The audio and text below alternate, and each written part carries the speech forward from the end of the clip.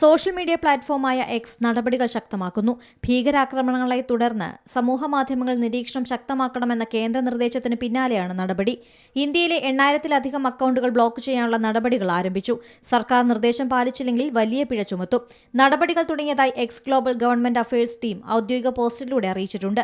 അന്താരാഷ്ട്ര വാർത്താ ഏജൻസികൾ, പ്രമുഖ ഉപയോക്താക്കൾ തുടങ്ങിയവരുടെ അക്കൌണ്ടുകൾ ഇന്ത്യയിൽ തടയണമെന്ന നിർദ്ദേശം ഉത്തരവിലുണ്ട്. ഇന്ത്യൻ നടപടി സെൻസർഷിപ്പിന് തുല്യമാണെന്ന് എക്സ് ആരോപിക്കുന്നു. സർക്കാർ നിർദ്ദേശിച്ച അക്കൌണ്ടുകളിൽ ഏതൊക്കെ പോസ്റ്റുകളാണ് ഇന്ത്യൻ നിയമങ്ങൾ ലംഘിച്ചതെന്ന് സർക്കാർ വ്യക്തമാക്കിയിട്ടില്ല. അതിനിടെ സമൂഹമാധ്യമങ്ങൾ നിരീക്ഷണം ശക്തമാക്കണമെന്ന് സംസ്ഥാനങ്ങൾക്കും കേന്ദ്ര ആഭ്യന്തര മന്ത്രാലയം നിർദ്ദേശം നൽകി. സമൂഹമാധ്യമങ്ങളിലെ രാജ്യവിരുദ്ധ പോസ്റ്റുകൾക്കെതിരെ നടപടിയെടുക്കും. സമൂഹമാധ്യമങ്ങളിലെ പാകിസ്ഥാൻ അനുകൂല ഹാൻഡിലുകളിൽ നിന്ന് വരുന്ന വ്യാജ വാർത്തകളും ദേശവിരുദ്ധ പ്രചാരണങ്ങളും തടയണമെന്നും സംസ്ഥാനങ്ങൾക്ക് നിർദ്ദേശം നൽകി.